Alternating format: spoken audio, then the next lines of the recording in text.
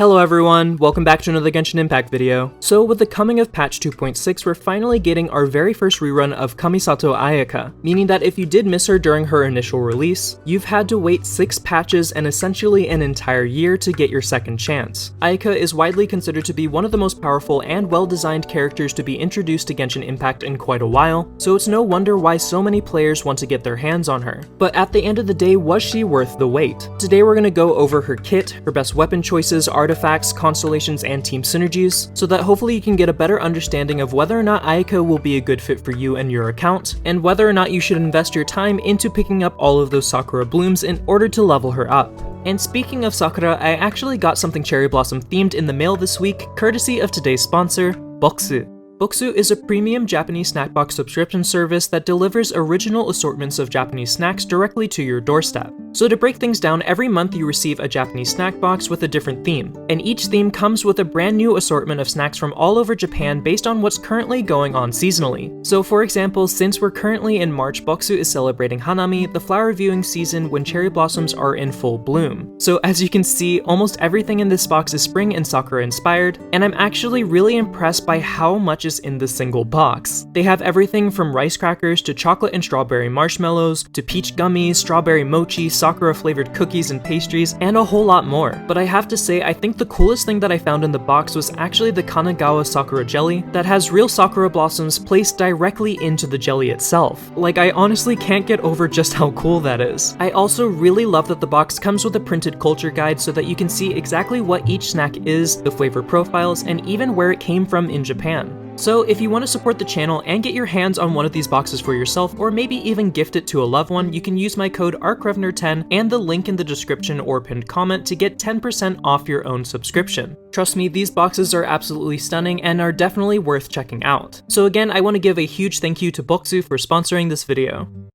I think it's safe to say that Ayaka is arguably one of the most popular characters in Genshin Impact, and I think it mainly boils down to a few key reasons. One, everyone has known about Ayaka for a very long time. Even before her official introduction and our introduction to Inazuma, many players were hyped for Ayaka because they had seen her gameplay style from the closed beta, meaning that many players had grown an attachment to her for well over a year without even playing her. This actually led to Ayaka having very high sales during her initial release. In fact, excluding reruns, Ayaka had the 4th top-selling initial banner of all time, only being beaten by Venti, Klee, and the Raiden Shogun. And luckily, when she debuted, she actually did live up to the hype. In fact, in many ways, I think that she actually exceeded expectations. Compared to many of the other Inazuma characters that would come after her, there were next to no complaints about Ayaka, and I all think it comes back to just how powerful and well-balanced her kit is. So let's quickly break down Ayaka's kit so that we can understand what makes her such a good character. Like many one-handed sword users, she does have a 5-hit combo, and when she uses her charge attack, she deals multiple hits at one time. However, what makes her normal and charge attack so special is the fact that she can infuse them with cryo without even using a skill or burst. All you have to do is use her alternative sprint, and for the next 5 seconds, all of your attacks will be cryo infused, meaning that so long as you keep periodically dashing, you can deal cryo damage 100% of the time. And upon unlocking her second passive, whenever your alternative sprint hits an enemy, Ayaka gains 18% cryo bonus damage, as well as restoring 10 energy to herself, making it even easier to maintain 100% cryo infusion uptime. In fact, besides Catalyst users, I think that Ayaka is the only character that can infuse all of her normal and charge attacks without the use of a skill or burst, meaning that you can keep her out on the field as long as you need to and never really suffer from a DPS loss. I also want to quickly mention that Ayaka's charge attack is actually pretty special. Not only does it hit enemies 3 times, but it can auto-lock onto enemies nearby, and can even hit enemies that are a little bit further away or directly above her, making it much easier to hit enemies in general and also hit multiple enemies all at the same time. So as you can see, her normal and charge attacks are actually a huge source of Ayaka's damage. Alright, but next let's talk about her elemental skill. Ayaka's skill Hyoka hits in an AoE and deals a pretty substantial amount of damage. In fact, at talent level 10, it deals 430 elemental skill damage, which is insane to me considering that it's not too far off some characters' burst damage. It it also provides Ayaka with a fair amount of cryo particles, making it much easier to manage her 80 cost burst if you manage to catch them. Additionally, after unlocking her first passive, whenever you use her elemental skill, all of your normal and charge attacks damage will be increased by 30%, further increasing Ayaka's total damage output. I do personally think that her elemental skill is probably her lowest priority, but the fact that her lowest priority still deals a lot of damage and still provides utility is something that I think really speaks to just how powerful Ayaka actually is. Alright, and moving on, let's talk about Ayaka's burst. This is truly the bread and butter of Ayaka's kit, and probably the main reason why she's considered to be so powerful. Ayaka's Frostflake Seki no To may not place one huge damage number on the screen, but the fact that it hits enemies up to 20 times if you can keep them still really adds up quickly and makes this one of the hardest hitting bursts in Genshin Impact to date. 20 hits of anything is usually quite a lot of damage, but considering that this has over 200% damage scaling at talent level 10, you can quickly start to piece together why this is so monstrous. It is problematic if you do miss your enemy or if they move out of the way, but since Ayaka is typically ran on freeze teams, this usually isn't that big of a problem, allowing you to hit most of, if not all of her burst hits consecutively, which typically defeats most enemies in a few seconds. In my opinion, if you don't have a high Constellation Ayaka, then her burst is definitely the main thing that you want to be prioritizing, because it'll definitely shave off a lot of time for all of your domain, boss, and Spiral Abyss clears. Okay, but now that we've talked about her kit, what about her weapon options? Well, luckily she has a few decent swords to choose from. Starting with her 5-star options and her best in slot, we have the Mist Splitter Reforged. Not only does it have a high base attack of 674 and provides you with 44.1% extra crit damage, but at Refinement Rank 1 it also gives you a flat 12% elemental bonus damage, and if you can manage to build up all 3 passive stacks, you can get an additional 28% elemental bonus damage on top of that. All in all, this is her best sword by a long shot, considering that it allows you to max out your crit damage while simultaneously increasing your elemental damage as well. Her next best option is currently the Primordial Jade Cutter, since it has a decent base attack of 542 and provides you with a whopping 44.1% crit rate. In fact, this gives you so much crit rate that if you are running a freeze team, you can either run a 4-piece Blizzard Strayer set and not worry about your crit substats at all and instead focus everything into your crit damage, or you can choose to not run the 4-piece set and instead run another 2-piece set so that you can get an additional passive. However, if you do decide to go this way, then you'll have to make sure that you are balancing both your crit rate and your crit damage substats. As for 4-star options, if you're still focused on crit rate and crit damage, you can always pay for the Battle Pass in order to get the Black Sword, or if you're willing to save up your Masterless Star Glitter, you can always save up for the Blackcliff Longsword and buy it from Paimon's Bargain Shop. However, if you are a low spender or are completely free to play, I actually recommend the Amanomu Kageuchi, because while it may not get you as big numbers as the other 2 options, it actually provides you with something that I think is far more valuable, and that's consistency. This is because every time you use your skill, you'll get a Seed of Succession. At Refinement Rank 1, you'll get 6 energy back for each one of these seeds consumed after using your burst, and at max refinements, each one of these seeds is worth 12 energy,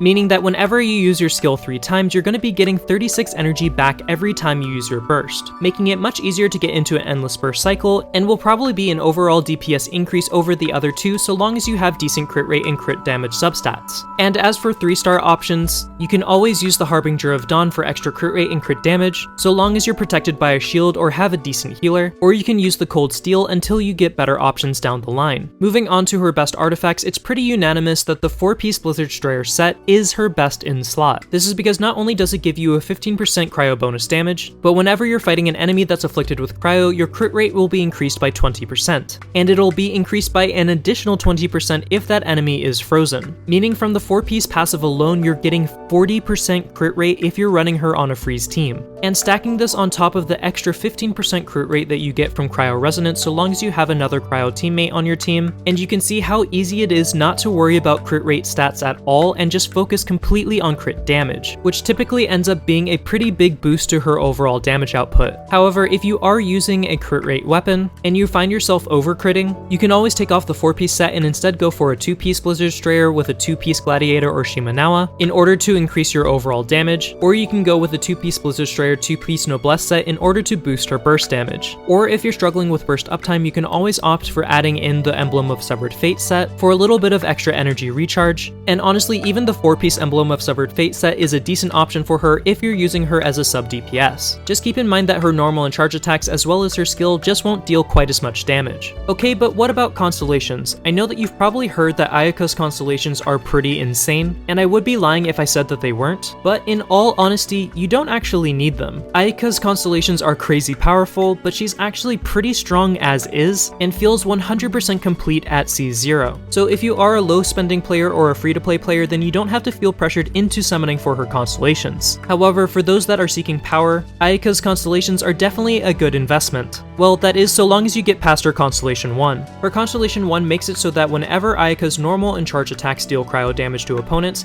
it has a 50% chance of decreasing the cooldown of her skill by 0.3 seconds. This effect can only occur every 0.1 seconds. If I'm being 100% honest with you guys, this is by far Ayaka's worst Constellation. It's an increase to quality of life and definitely allows for slightly better rotations, but I don't think that it's worth the primos that you have to spend to get it. Her Constellation 2, on the other hand, is a huge upgrade. It makes it so that when you do unleash her elemental burst, you'll get 2 additional Frostflake Seki no To. And while they only deal 20% of the original Storm's damage, keep in mind that they also take 20 times, tripling your cryo application and increasing your overall AoE. So overall, a pretty huge damage boost. Her Constellation 3 is pretty standard, increasing her burst damage by 3 levels, but her Constellation 4 is a little less standard because it provides the very rare defense decrease. Any enemy that's hit by her burst will have their defense decrease by 30% for 6 seconds, meaning that not only Ayaka will deal more damage, but your entire team will within those 6 seconds. It's definitely not a necessary constellation, but definitely a powerful one. Her Constellation 5 just increases her talent level by another 3 levels, and her Constellation 6 changes her charge attacks from being great to monstrous, increasing her charge attack damage by 298% every 10 seconds. The buff is cleared directly after using a charge attack, but if you time everything properly, this is probably a death sentence to just about any enemy. And if you pair this up with Shenhe, it essentially obliterates all enemies from existence. It can't be denied that C6 Ayaka is definitely one of the strongest characters that we currently have, but I do want to stress that she's still extremely strong and viable at C0, so keep that in mind before taking the plunge for more constellations. Okay, but now that we've gone over her kit, maybe you're wondering about whether or not she'll fit into your current teams. So let's go ahead and talk about her options.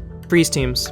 Okay, great, moving on. Okay, no, we'll talk about this. So the thing is, Ayaka only truly excels in freeze comps. I wouldn't necessarily say that she's bad in a melt comp, but because Ayaka applies so much cryo, it's actually very hard for her to reverse melt. And since 9 times out of 10 you want Ayaka to be your main damage dealer, it just makes way more sense to put her into a freeze comp where she truly excels. But why is this the case? It really comes down to her elemental burst. Like I mentioned earlier, when Ayaka's burst actually hits, it deals a lot of damage. But if her enemies aren't frozen in place, it's very easy to whiff, or for your enemies to simply move out of the way, which essentially wastes your entire burst and totally kills your main source of damage. This is why so many people opt for a freeze comp so that you can make sure that you're hitting your burst 100% of the time. And while you might be missing out on reactions like melts, which can double your damage, running a freeze team usually deals more damage overall, since if you are using 4-piece Blizzard Strayer, you can just build completely into crit damage and still be critting over 80 to 90% of the time. I wouldn't say that freeze teams are underrated, but I do think that many players underestimate just how powerful they can actually be. However, once you have her in a freeze comp, you really can't go wrong. For Hydro supports, you can either use Kokumi, Mona, or Xingqiu. All 3 of them work very well with Ayaka, so just use whoever you aren't using on your other team comps. I also want to point out that she's probably going to pair very well with her brother Ayato as well, so if you have both, they might actually be pretty good teammates. Again, for Anemo Swirlers, you can't really go wrong. Her absolute best options are going to be Kazuha or Venti, but if you don't have either of those, you can definitely use Sucrose. It's just that in a freeze comp, you're not getting as much use out of her elemental mastery. Or if you need a healer on the team, you can always use Jean or Sayu, and they'll get the job done as well. And as for your last team slot, you probably want another cryo member. That way you can get the extra 15% crit rate from the cryo resonance, as well as provide Ayaka with a battery since she has such a high cost burst. Her current best in slot cryo support is definitely Shenhe, mainly because she can boost Ayaka's damage so much, but if you don't have Shenhe, you can just as easily replace her with Rosaria, Kaya, Diona, or even Chongyun, because they all function well as cryo batteries. Or if you have Ganyu and you aren't using her on your her other team, Ganyu can actually work really well as a sub DPS/support unit for Ayaka, mainly because she can help crowd control enemies with her taunt, and increase all cryo members' cryo damage by 20% while inside of her burst. Okay, now we've gone completely over her kit, we've reviewed her weapon choices, artifacts, constellations, and team synergies, so I think it's about time that we finally discuss whether or not she's actually worth it. If you've been paying attention the whole video, then you already know that I've been singing her praises the entire time. Ayaka is an extremely powerful and well-balanced unit, and I would even go as far as to say that she's one of the strongest units that we have in Genshin Impact, period. In terms of total damage output, I think the only characters that really hold a candle to her are Ganyu, Hu Tao, and C2 Raiden, with Ito, Xiao, and Eula coming in right behind them. My Ayaka is only C0, but even when competing with other characters that I have that do have constellations, she's still able to pretty easily keep up, which I think is a pretty big testament to just how powerful she is at C0 and how friendly she is to free-to-play players. Obviously, if you don't like either character, you don't have to get them, but I do personally believe that every player should be gunning for at least one copy of Ganyu or one copy of Ayaka. These two units are so incredibly powerful, so simply having one on your account can really make a huge difference in terms of endgame content. So if you can only afford to get one of them, I personally recommend just going with the character that you think that you'd enjoy more. However, if you can manage to get both of them, they're actually very good teammates, or so long as enemies aren't immune to cryo, you can use them on two different teams in Abyss. Either way, I don't think that you can go wrong, and it'll be a big boost to your account no matter what. I'm currently rattling my brain trying to think of anything negative to say about Ayaka, but there really isn't that much bad to say. The only thing that I can really think of is the fact that she is pretty team restrictive, so if you don't want to run a freeze team, then she might not be the best unit for you. You also have to consider that she does have an alternate sprint, which does take a little bit of getting used to, but I personally don't find it to be that big of a deal. But so long as you like freeze comps and are willing to build a solid team around her, I honestly couldn't recommend Ayaka more. So I think that if you've wanted her for a very long time and have been saving, then you should just go ahead and get her. She's a solid DPS investment, and I don't think that you'll regret it. Alright, and that's just about all that I have to say for now. If you did end up enjoying the video, please feel free to leave me a like and comment down below. It does help boost this video into the algorithm, and I'd greatly appreciate it. And if you want to see more Genshin Impact content from me, make sure to hit that subscribe button and click that notification bell. And if you have questions about other characters, I do have an entire Are They Worth It playlist, which I'll make sure to leave in the video description as well as the pinned comment down below. So definitely feel free to check that out. But that's all for now. So until next time, best wishes. Bye.